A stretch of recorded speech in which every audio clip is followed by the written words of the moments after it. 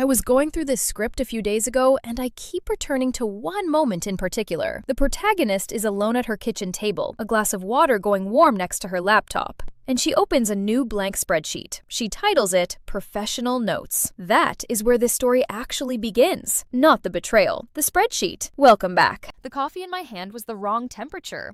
Not cold, not hot. That particular lukewarm that meant I had been holding it too long, thinking too hard, waiting for something I already knew was coming. Hargrove and Partners occupied the 43rd and 44th floors of a building in the financial district where the windows were floor to ceiling and the view was designed to make you feel consequential. I had sat in the managing partner's office maybe 100 times in 7 years. As a first-year associate, receiving my marching orders. As a third year, being introduced to the Caldwell Energy account.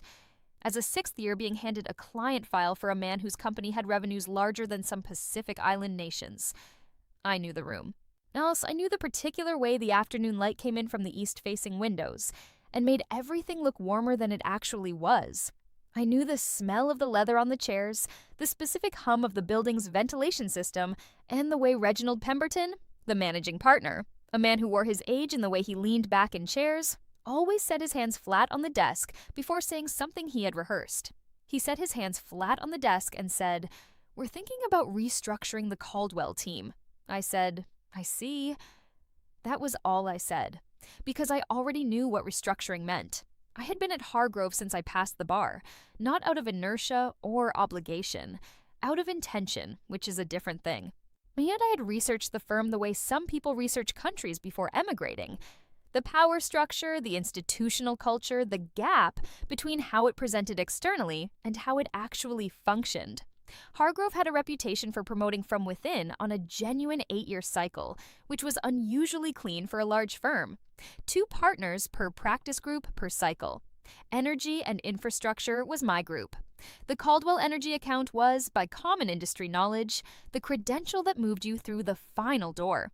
I had taken that account at year 3 when a partner retired suddenly and the file was bleeding.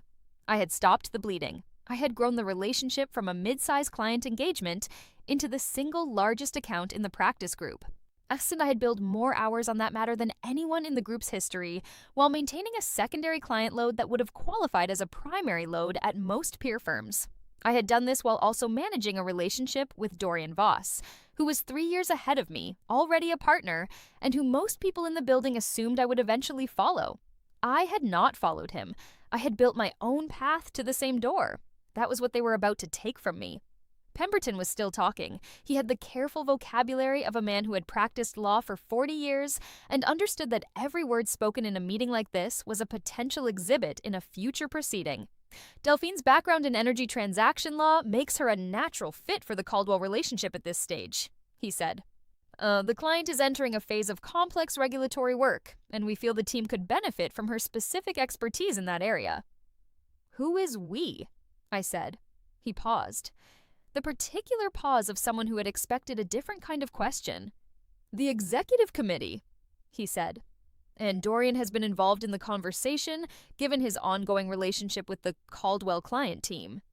I set my coffee down on the corner of his desk without asking permission. It left a faint ring on the leather coaster. What's the transition timeline? I said. Not, what do I get instead? Not, is this fair?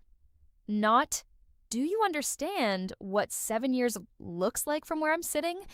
Just, what is the transition timeline? Because process was something I could work with, and I was already somewhere else in my head, assessing, measuring, and moving from where I stood toward where I needed to be. 7 years is long enough to know a place in the way that you know a person you have lived alongside. Not ideally. Not as it presents to guests. The real version, which includes the drafts and the flaws, and the specific compromises the institution has made with itself over time. I knew which paralegals were undercompensated, and therefore the ones who double-checked everything because they had something to prove.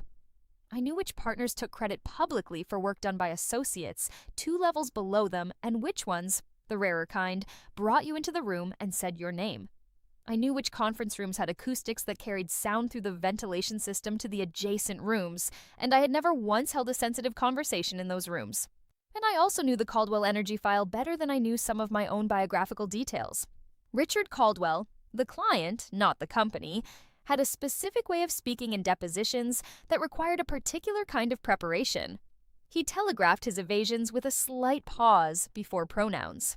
His general counsel, a man named Haverstock, who had been in that role for 15 years, trusted me because I had once spotted an indemnification clause in a vendor contract that would have cost the company approximately $11 million in a regulatory dispute 18 months later. I had flagged it at midnight on a Tuesday because I had been reading the file on my own time. These were not things you could transfer in a meeting. This was not a portfolio item you could hand over in a manila folder. This was 7 years of embedded institutional knowledge about a single client relationship. And they wanted to give it to someone who had been in the building for 8 months. Her name was Delphine. I had met Delphine Varos on her first week at Hargrove. She came in as a lateral hire at the senior associate level, which already signaled that someone with significant pull had made a phone call on her behalf. Lateral hires at Hargrove were rare. Lateral hires at the senior level were almost unheard of, given the firm's culture, not always a healthy one, of growing its own. She was competent. I registered that early and honestly. She had good instincts in transaction meetings, and she was fast on her feet in a way that suggested she had been well mentored somewhere before this. She dressed with the particular precision of someone who had been told once that appearance was a variable she could control, and had taken that advice seriously. She was also, within 3 months of arriving, having dinner with Dorian. Not the work kind of dinners, the other kind. I knew the difference because Dorian had a particular way of talking about people he found professionally useful and people he was personally drawn to. The first category he described with the cool, evaluative vocabulary of a man who had spent his career assessing talent. The second category he described differently, with a warmth that was specific to him, a warmth that leaned slightly forward in conversation and asked follow-up questions that had nothing to do with billable hours. By October, he had stopped talking about Delphine in the first category and started talking about her in the second. I noticed. I did not say anything. I filed it. Dorian and I had been together for 4 years when she arrived. We were not the kind of couple who needed constant reassurance or elaborate demonstrations. We had built something practical and warm. An apartment in the West Village, a habit of cooking together on Sunday evenings, a shorthand born of having been in the same professional world long enough to understand what the other person meant when they said, rough day, or I need to think, or can we just be quiet for a while? I believed in what we had. I want to be precise about that because it matters to the rest of this. I was not naive. I was not willfully blind. I believed in something that had been real and that I had evidence for, and then the evidence changed and I updated my assessment the way I had been trained to update legal arguments when new facts emerged. It was November when I found the receipt. Not a romantic receipt, nothing cinematic. A dinner reservation confirmation in an app on his laptop, the work laptop he left open on the kitchen counter, to a restaurant we had been to once together, on our anniversary 2 years prior, where the tables were small and the lighting was the kind engineered to make people feel like they are the only two in the room. He had a reservation for 2. It was a Tuesday. I had been in San Francisco that Tuesday. I closed the laptop. I made myself dinner. Protein, something warm, nothing that required too much attention. Then I sat at my kitchen table and I thought through everything I knew, carefully, the way I would think through a case where the facts were unfavorable, but not yet unrecoverable. It was Josephine who told me the rest. Josephine Crane had been my law school study partner and was now at a smaller firm 3 blocks from Hargrove.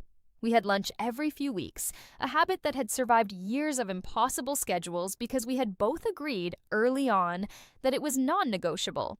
Josephine was the kind of person who said hard things clearly without performing the saying of them. We were at a Japanese place near her office, the kind where you sit at a counter and the food comes out in courses, and you have to speak quietly because everyone is 3 feet away from everyone else. She set her chopsticks down carefully and said, "Oh, there's something I need to tell you." She had seen Dorian and Delphine at a restaurant in Tribeca on a Saturday night in December. She described how they were sitting in a way that was not professional and had not looked like a working dinner by any reading she could apply to it. She had not said anything in December because she had needed to be certain of what she had seen and because she had not wanted to destabilize something she knew I had spent years building. She told me in March I ate my food through her telling. I thanked her when she was done. I told her she had done the right thing. She watched me for a moment with the expression she had worn in law school during exams. Steady, precise, waiting. "You already knew," she said. "I knew something," I said. "Now I know more." I did not go home that night and confront Dorian. Azan, I want to explain why, because I think people sometimes read stillness as defeat, or as the carefully banked precursor to something explosive. It was neither. I was a litigator. In litigation, you never reveal what you know before you need to. You never introduce evidence before you have established the foundation for it. You never confront a witness before you have exhausted what you can learn from their ignorance of what you hold. I went home that night, and I was ordinary.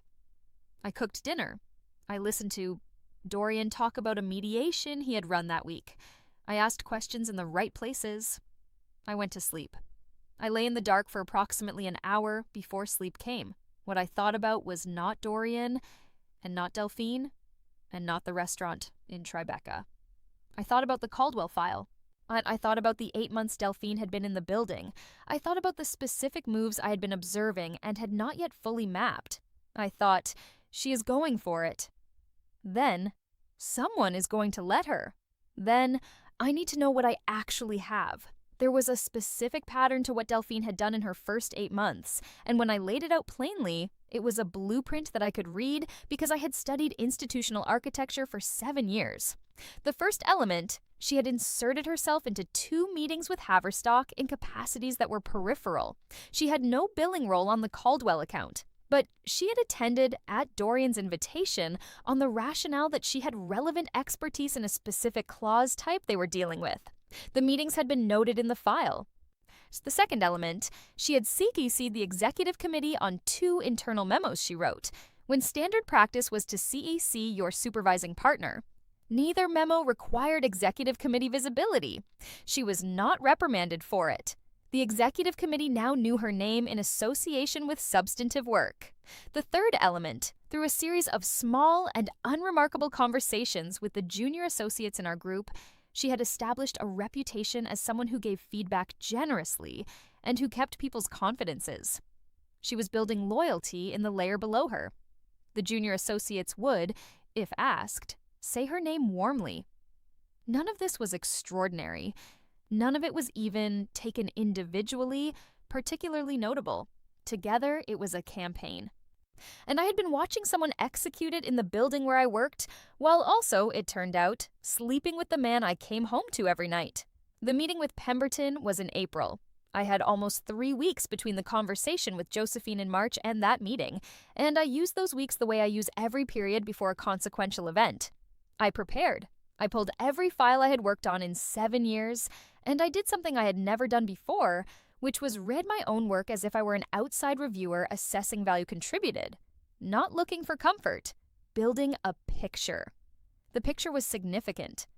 I had originated 2 client relationships independently, small ones, but mine. I had billed consistently above the partnership track threshold for 5 consecutive years.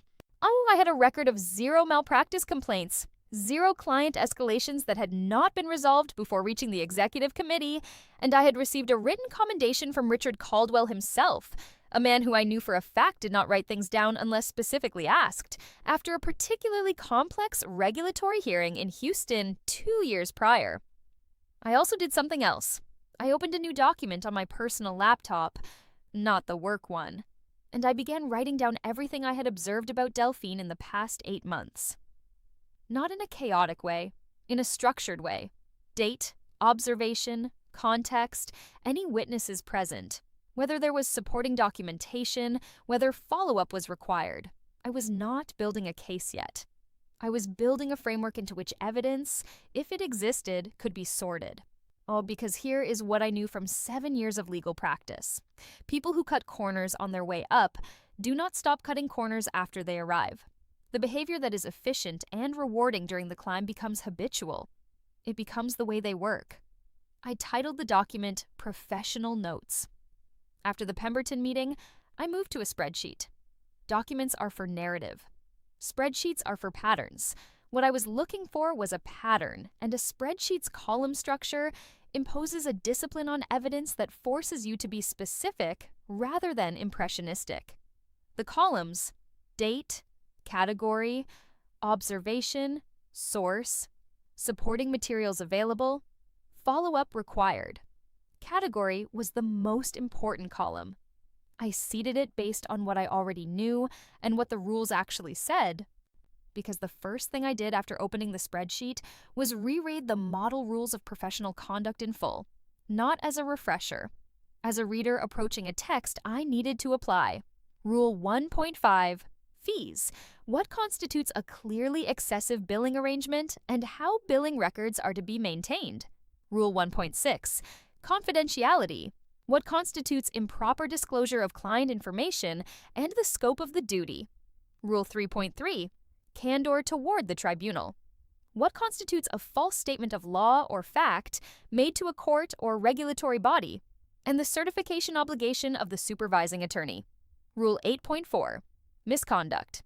The provision that makes dishonesty, fraud, and conduct involving moral turpitude a professional violation, regardless of whether it occurs in the practice of law directly. And Rule 8.3, which most lawyers know abstractly but rarely think about in active terms, the reporting obligation. A lawyer who knows that another lawyer has committed a violation that raises a substantial question as to that lawyer's honesty or fitness shall inform the appropriate professional authority. Shall. Not may, not should, shall. I read that 4 times. Then I added it to the top of the document as a note to myself, not as a statement of intent, but as a reminder of what my obligations were. I was going to need to know them precisely before I did anything. The first concrete thing I found was a billing entry. I had legitimate access to the billing system. I was still technically on the Caldwell account during the formal transition period, which was running longer than initially outlined because Haverstock had asked Pemberton for a proper handoff, a request that had been made in an email I had been copied on. I was not snooping, I was doing my job.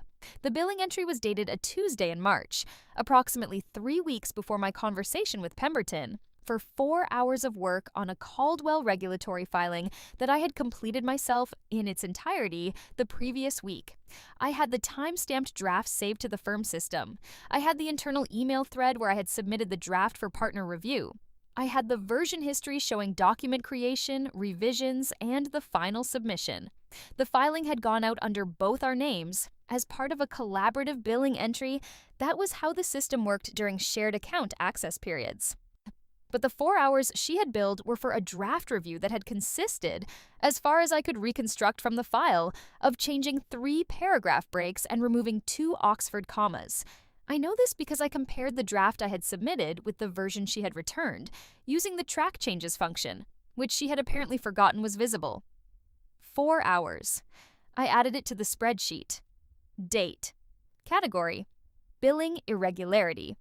Observation: 4-hour billing entry on matter, number, inconsistent with documented contribution to work product. Source: direct review of billing records and FA file version history. Supporting materials? Yes. A follow-up? Yes. I labeled the supporting materials folder with a date and a filing number, and I saved the version comparison as a separate exhibit. I was not angry. I was methodical. Oh, I want to be careful here because billing disputes are common at large firms and are not automatically an ethics violation. The model rules require a pattern or a degree of excess or a deliberate misrepresentation to the client. One entry, even a questionable one, is not a complaint. One entry is something you watch. I kept watching. The second thing I found came from a different source. A second-year associate named Elena, one of the people Delphine had been cultivating among the junior staff, came to me in May with a procedural question about a filing she had been assigned to prepare. The question she asked was specific. She wanted to know whether the client had consented to a particular disclosure in a filing that would name a third party. It was a good question. It was exactly the right question to ask before filing. Oh, and the fact that she was asking it meant she had read the file carefully and had noticed something that didn't sit right. I asked her to describe the disclosure. She described it. I asked to see the consent documentation. There wasn't any. Delphine had told her verbally that consent was covered. I asked Elena to check the original engagement letter for that specific client matter. She retrieved it. The consent was not covered. The engagement letter had explicit language requiring written client authorization for third-party disclosures, which was not boilerplate. It was a specific client-requested provision. I did not tell Elena what I was thinking. I said calmly, "Before you file, I'd go back to Delphine and ask her to show you the written authorization." Then I added, "Keep a record of the conversation, date and time, what was said, and whether you received any documentation." Elena looked at me for a moment with the expression that second-year associates have when they know they are in a conversation that is more than it appears to be. "Okay," she said. She kept the record. I know because 3 weeks later, she sent me a copy by email with a note attached that said only, "In case you need this." She did not know exactly what was being built, but she was a good lawyer with good instincts, and she understood without needing it explained that documentation mattered. The third significant thing I found was different in kind. It came from outside the building entirely. Josephine had a contact, another senior associate at a firm she occasionally crossed paths with professionally, who had worked at a regulatory boutique years earlier, before that boutique closed. The boutique had handled energy and environmental regulatory work. He had been on a matter there with an associate whose approach to certifications had been, as he described it, casual. I heard this over lunch in June. Josephine was not asking him directly about Delphine. They were talking broadly about firms that had folded in recent years and the reasons behind them, and he mentioned this boutique by way of example. He said, there was an associate there who had a habit of certifying to opposing counsel that documents had been reviewed when they hadn't. She told him it saved time. It caught up with them on a transaction that ended up in front of a federal magistrate. There was a complaint, but the parties settled before it was formalized, and the associate had already left. Josephine asked, in that casual way she had, what the associate had gone on to do. He didn't know exactly. "She went to a larger firm somewhere," he said. "Better credentials on paper, probably. That kind of person usually lands somewhere." Josephine put this in front of me at lunch. She said the associate's name. It was Delphine. I did not react visibly. I thanked Josephine for telling me. I updated the spreadsheet that evening. Category: prior pattern, unresolved prior matter. Source: secondhand, credible, supporting materials, none at this stage. Follow-up: research the case record of the closed boutique. I spent 2 weeks researching the boutique. It had closed formally 18 months earlier. Its principal had filed dissolution paperwork with the state bar. The matter that had ended in front of the federal magistrate was technically a confidential settlement. But the magistrate's preliminary order, which addressed the conduct at issue for purposes of sanctions consideration, was a public document. I read the preliminary order. The associate referenced in the order was not named because the sanctions motion had been mooted by the settlement. But the conduct was described specifically enough that I could map it to what Josephine's contact had told me. And the pattern it described, certifying review of documents that had not been reviewed, was consistent with something I knew, which was that Delphine billed time for work that had not been done. The order was not admissible as evidence of her conduct. It was context.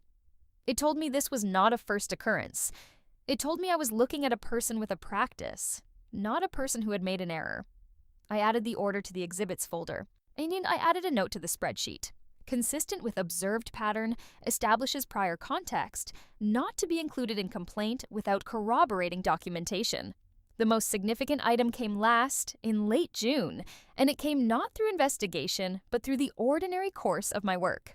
In wrapping up a legacy Caldwell matter that was legitimately still mine to close, I read a supporting memorandum that Delphine had filed as supervising attorney of record on a separate regulatory matter in the same practice group. I read it because the matter was tangentially related to a filing I was completing, and I needed to understand the state of the parallel file. The memo cited a federal case as standing for a specific proposition in an argument about regulatory disclosure requirements. I read the cited case because I always read cited cases.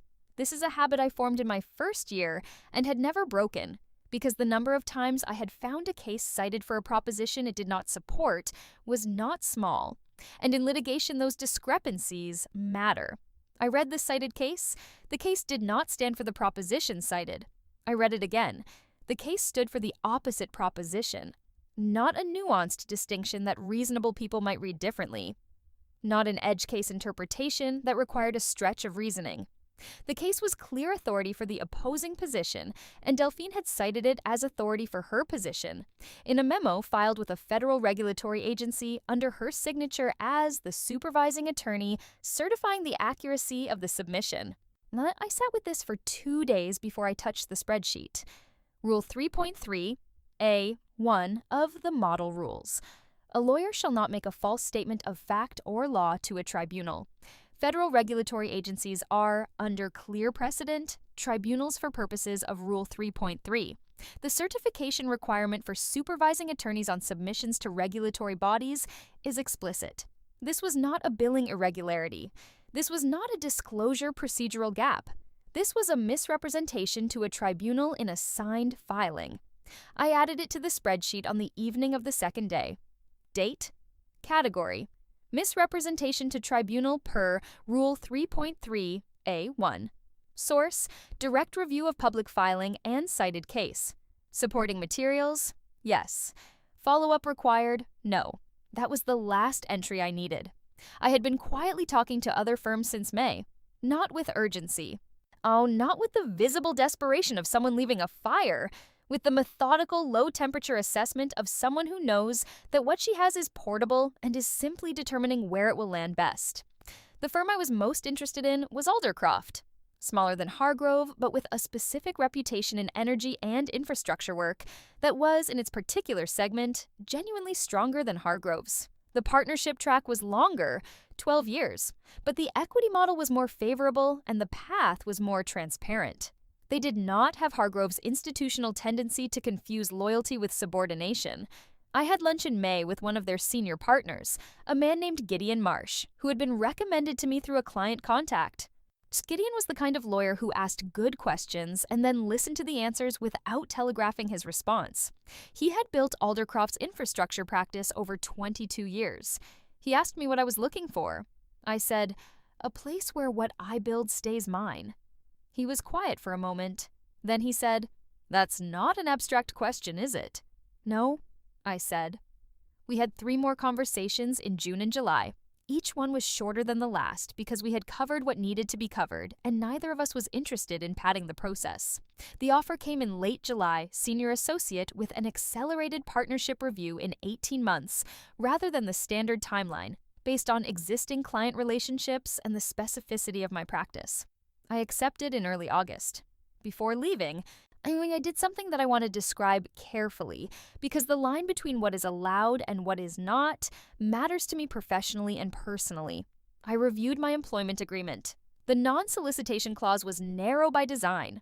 It covered clients I had originated, not clients I had been assigned. The Caldwell account was Hargrove's client. I had not originated it. I had no right to take it with me, and I was not going to take it, regardless of what Haverstock might have said or thought about the situation. The 2 clients I had originated, a mid-size energy services company and a regional infrastructure fund, were, under the specific carve-out language of the agreement, mine to notify of my departure according to the proper notification procedures. I followed those procedures exactly. I notified Hargrove first, in writing. I notified the client second, in accordance with the timeline specified in the agreement. Both clients moved with me. I gave Hargrove 4 weeks' notice.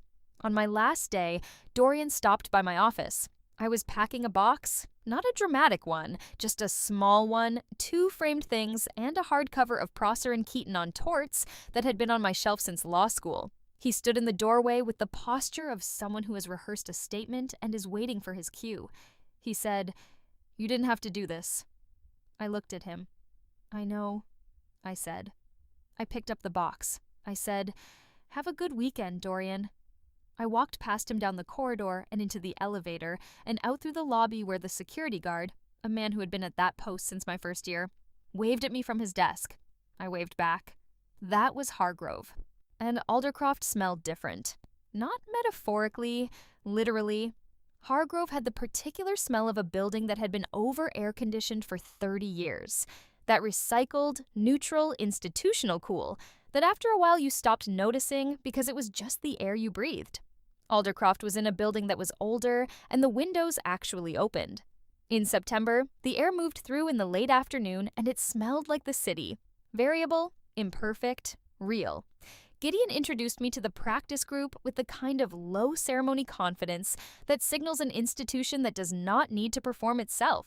No elaborate welcome presentation, no formal onboarding theater, a desk, an access card, a meeting with the 3 partners in my group, and a brief "Cressida is joining us from Hargrove to lead energy regulatory," delivered with the flat confidence of a fact that he expected everyone to simply accept. I accepted the desk, I set up my access, I had my first client meeting within a week, and my first filing within 10 days. And by the end of the month, I was in the middle of a regulatory dispute that was, in its technical specifics, exactly the kind of work I had been doing for years. And I was doing it now as the person at the front of the room rather than one layer behind the person at the front of the room, which changes how your brain engages with a problem in ways that are difficult to explain, but immediately, physically apparent. In my 3rd week, now on a Wednesday evening when the office had largely emptied and the city was doing its early autumn thing outside the windows that actually opened, I filed the Bar Association complaint. The complaint form is deceptively simple.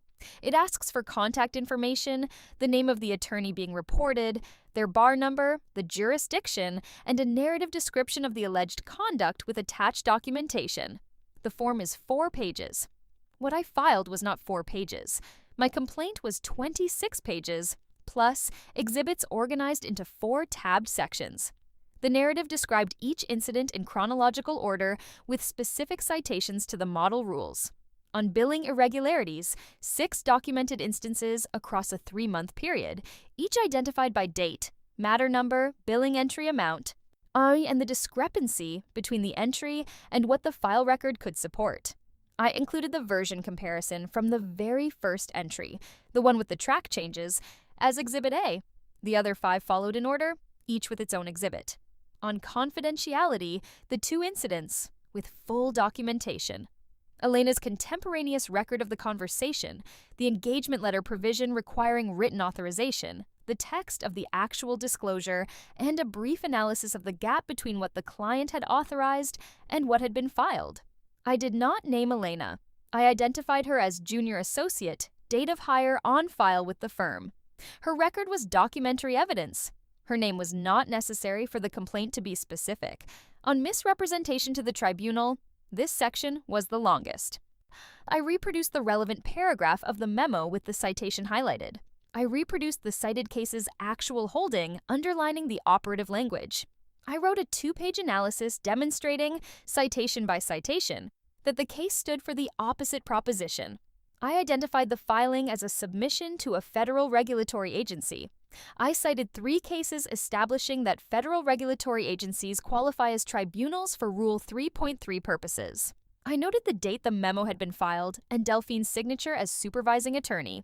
On prior pattern, I included the magistrate's preliminary order from the boutique matter, flagged clearly as contextual rather than evidentiary, and with a note that it was included solely to establish that the conduct in question was consistent with a documented prior pattern of practice, rather than an isolated occurrence.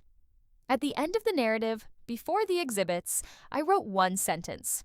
The pattern of conduct described above reflects not isolated errors, but a consistent approach to professional obligations that places the interests of the attorney above the interests of clients, opposing parties, and the accuracy of representations made to tribunals. I submitted the complaint at 8:47 in the evening. I drove home, I ate dinner, I slept at a reasonable hour. October was ordinary. I was building the practice at Aldercroft. The energy regulatory work was substantively interesting in a way I had not experienced in some time, because the problems were mine to solve from the beginning rather than mine to support from the middle.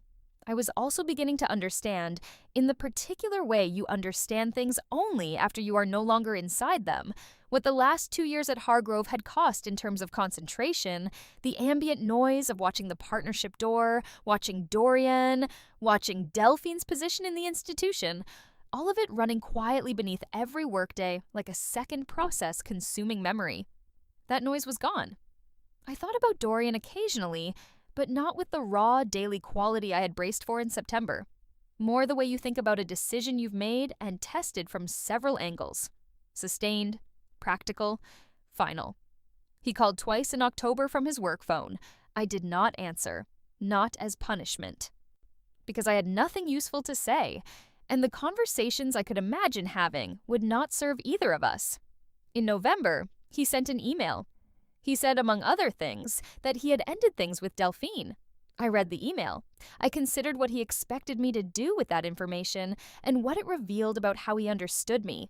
I wrote back a single line. I appreciate you telling me. That was our last communication. In December, I received an acknowledgement letter from the Bar Association's Office of Attorney Ethics. The letter confirmed receipt of the complaint and stated that it had passed initial screening and been assigned to a staff investigator. Screening is the first filter, and it is not trivial. Complaints that lack specificity, documentation, or a cognizable rule violation are dismissed at this stage without investigation. A complaint that passes screening has been reviewed by a staff attorney who has determined it is not frivolous and warrants inquiry. Mine had passed. The letter did not confirm timeline or outcome. It was formal and procedural. It told me, we have received this. It is real. It meets the threshold for investigation. I put it in the same folder where I kept the exhibits. I told one person, Josephine. She asked if I felt anything. Relief, mostly, I said, and a specific satisfaction that the filing held up. She laughed the way she laughed when something was funny in a dark way that both of us understood completely. Esmed Gideon stopped by my desk in mid-February to tell me that a client had specifically requested that I lead their representation on a new matter rather than working under him. The client was a mid-sized energy company in the middle of a federal regulatory dispute that was, in its technical contours, exactly the kind of work I had been building expertise in for years. The dispute had 3 overlapping jurisdictional questions that made it the kind of matter that most general practitioners would not want to touch. I wanted to touch it. This is going to be significant, Gideon said. The Westmere matter. Are you comfortable leading it? Yes, I said. He nodded. Then, almost as an aside, when you came in for that first lunch back in May, I wanted to ask you something and I didn't. I waited. I wanted to know why someone with your record was quietly looking elsewhere without making any noise about it. It struck me as very careful. It was, I said. I wasn't going to pry, he said, but I recognize careful when I see it. He walked back to his office. That was all he said, and it was enough. In March, approximately 5 months after I had filed the complaint, something changed at Hargrove. I heard this through 2 sources in the same week, neither of whom knew the significance of what they were reporting to me. The first was a lateral associate who had joined Aldercroft from Hargrove in January, who mentioned casually that there had been some kind of audit situation with the Caldwell billing that had made the group uncomfortable. The second was Josephine, and who heard from her contact at the other firm that one of Hargrove's litigation partners had been asked to review a regulatory filing from the energy group by outside counsel for an unspecified reason. Outside counsel review of an internal filing is not routine. It happens when there is a specific concern about the filing's accuracy, and the firm is conducting an internal audit in anticipation of a professional liability exposure, meaning someone outside the firm has raised a question about the work product, and the firm's response is to find out how bad the answer is before the question becomes louder. The investigation had reached a point where the bar's investigators had contacted someone, a client representative, a third party, someone positioned to verify the content of the filing, and what that contact had revealed had caused Hargrove to begin its own parallel review. This is how these things move. The bar talks to someone. That someone is now in a position where they have information they did not previously know they needed to have. The firm finds out there is an investigation, and the firm immediately starts trying to understand the exposure. In April, Elena called me on a Monday evening. She said, "There are people from the state bar at Hargrove. They were in Pemberton's office." I asked if she was all right. She said she thought they were going to speak with her about the consent documentation issue. I said, "When they do, tell them exactly what happened. Don't embellish, and don't reduce. Oh, tell them what occurred and show them the record you kept." She was quiet for a moment. Then she said, "Was this you? Did you file something?" I said, "You kept a contemporaneous record of a conversation that was relevant to a potential ethics issue. You did that independently, on your own judgment, because you were a good lawyer who knew what mattered. What happened afterward is the process doing what the process exists to do." She didn't push it. "Okay?" she said. "Thank you." She handled her interview without help from me. She answered their questions clearly and presented her documentation, and the investigators went away with what they needed. She was a good lawyer. She did not need me to manage it for her. In June, Dorian called on a Saturday morning from his personal cell phone, which was different from the calls I had not answered in October. I answered. His voice had a quality I had never heard in it before. Restraint layered over something that was not entirely restrained. He said, "They've put Delphine on administrative leave." I said, "I heard something to that effect." A pause. He said, "Did you file a complaint?" I said, "I reported conduct that I believed violated the model rules of professional conduct. I was ethically obligated to do so under Rule 8.3. Rule 8.3. A lawyer who knows that another lawyer has committed a violation that raises a substantial question as to that lawyer's honesty, trustworthiness, or fitness shall inform the appropriate professional authority." Shall, not may. Another pause. Longer. He said, "Was this the whole time? Wait, was this?" I thought about what the honest answer was versus the kind answer versus the accurate answer. I documented what I observed. I said, "I filed when I was at another firm and had no conflicting professional obligations." "That's not what I asked," he said. "I know," I said, "but it's the answer I'm giving." A moment. Then, "She's going to lose her license." I said, "I expect so, yes." I said it the way you state a legal conclusion after analysis. Not with pleasure, not with theater. He hung up. I thought about him for about an hour after that call. Not with anger or with grief, but with the specific quality of attention you give to something you have been close to for a long time and are now seeing clearly for the first time from a distance. What we had built was real. I still believed that. And it had also been real that he had made a choice, and then leveraged that choice to position someone within the institution we both belonged to. And that positioned person had done things that harmed people she was obligated to protect. A sequence of consequences. You cannot choose the sequence and then decline to own the end of it. Administrative leave at Hargrove meant Delphine was suspended from practice pending the investigation's outcome. She retained her office, technically, and her salary on a temporary basis that I knew from industry knowledge was not likely to last more than 30 days before being quietly restructured. The partnership vote, the one that had been scheduled in her favor, the one that had displaced mine, was tabled. I learned this from the lateral at Aldercroft, who told me over lunch in June as industry gossip, but with no idea that he was reporting it to the person most directly connected to the situation. "Messy situation over at Hargrove," he said.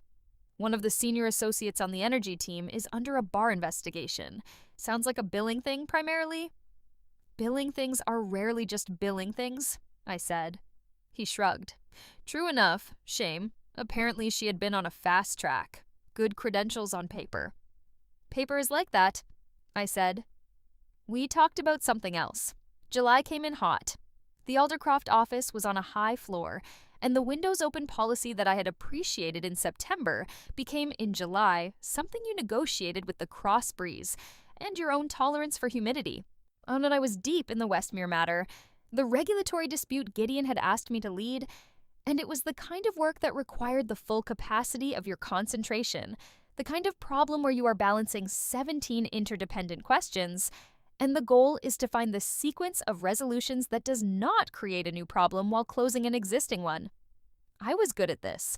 I had always been good at this. I was better at it here, at Aldercroft, than I had been in the last 2 years at Hargrove, for reasons I have already described and will not repeat. On a Tuesday in the last week of July, I received a letter from the Bar Association's Office of Attorney Ethics. It was brief. Final determinations are brief, because a final determination requires no elaboration once stated. Oh, the letter informed me that the investigation into the attorney identified in my complaint had concluded. The disciplinary board had determined that the conduct described in the complaint and established by the investigation constituted violations of Model Rules 1.5, 1.6, and 3.3, A1. The board had further determined, based on the totality of the record, including findings made during the investigation that were supplementary to the complaint, that disbarment was the appropriate sanction. The effective date was 14 days from the letter's date. I read the letter twice. Then I did what I always do when a matter resolves. I updated the file, I created a new document in the Exhibits folder, and saved the letter there, labeled Final Determination. I closed the folder. I opened the Westmere file and went back to the brief. At lunch, I called Josephine. She answered on the second ring, and I said, "It's done." "The final determination?" she said. "Yes." She was quiet for a moment. Then, "How do you feel?" I thought about it properly, not reaching for the first word that appeared. I was sitting in a Thai place 3 blocks from Aldercroft that had 8 tables and a laminated menu and food that was excellent because the menu was short and everything on it was made with attention. I had pad CEW. The city was moving outside the window. "Satisfied," I said. With the process, with the accuracy of the documentation, with the outcome. "Not vindicated?" she said. "Not something more?" "Satisfied," I said again. The conduct was real. The documentation was accurate. The rules existed. The outcome followed from the material. She said, "Oh, that's very crescent of Yoshu." I took a bite of my food. "I know," I said. She said, "Can I be less measured on your behalf? Just for a minute." I said, "Please, so." What she said I will keep between us. But she said it with feeling and without performance, and I listened to all of it, and it was good to be heard by someone who had been there from the beginning and who understood the full shape of what had been required. I want to say something about Delphine. Precisely. Before the end, because precision is what I owe the record. She did not lose her license because I had been wronged. She lost her license because she had made false representations to a federal regulatory agency, had maintained billing records that did not accurately reflect services rendered, and had disclosed client information without authorization. These are the specific things. The model rules existed to protect the people who relied on lawyers to do their jobs honestly. The investigation established that she had not done her job honestly. The complaint I filed was not an act of personal justice. It was an act of professional obligation, filed when I had the standing to file it, and the documentation to make it specific. The outcome was not personal. It was the process doing what the process exists to do, which is hold the bar to its own standard. I had built a precise, documented complaint. The bar had investigated, the evidence had held under scrutiny, the determination had followed from the facts. That is what happened. And in September, exactly 1 year after I'd left Hargrove with a small box and a wave at the security desk, Gideon called me into his office formally for the first time. He told me that the Partnership Review Committee had decided to move up my review to 6 months rather than 18. There had been a conversation about my originations, my client retention, and the Westmere resolution, which had come out in the client's favor and had been noted in a trade publication with the kind of brief, unadorned coverage that legal trade publications reserve for outcomes that are genuinely technically significant. He slid a document across the desk. "The partnership offer," he said. "Take the weekend if you need it." I looked at the structure of the offer. The equity percentage, the draw arrangement, the client origination credit, the billing floor. It was significantly better than what I had been tracking toward at Hargrove in the year before I left. Not comparable, different in kind. "I don't need the weekend," I said. He looked at me with the expression of someone who had expected exactly this response. "All right," he said. I signed it at his desk. The Caldwell account left Hargrove 3 months later. I did not solicit it. Haverstock called Aldercroft's managing partner directly through a channel that had nothing to do with me and asked to have a conversation about the firm's energy regulatory capacity. Aldercroft put me in the room for that conversation because I was the practice lead and because I had the history. I sat across from Haverstock in Aldercroft's conference room, an ordinary room, a good table and adequate light, and no view engineered to make anyone feel consequential. And he said, "You know, I told Pemberton at the start of all this that transitions are never clean." I said, "He's a thoughtful man. I'm sure he took that seriously." Haverstock looked at me, the expression of someone deciding how much they want to say. He said, "We'd like to move the account." I said, "We'd be glad to have it." The paperwork came through 2 weeks later. It was October when I ran into Dorian. Not dramatically, not at someplace with meaning. At a coffee counter near a courthouse in Lower Manhattan where I had been for a hearing, and where he was, apparently, also coming from one. He looked the same, a little less polished than I remembered, which might have been the day, or might have been something that had been running longer than the day. He stopped when he saw me. I was already at the counter. I ordered. I stepped to the side. He came to the counter and ordered. He stepped to the side. We were standing next to each other. He said, "You look well." "Thank you," I said. He said, "Aldercroft, I've been hearing good things." "That's kind," I said. The barista called my name. I took my coffee. "Cressida," he said. I turned. He had the expression of a man who had prepared a statement and had been holding it for a long time. I waited. He said, "I'm sorry for what I did, for the choices He stopped. "I'm sorry." I looked at him. "I know," I said. I put my coffee in my bag.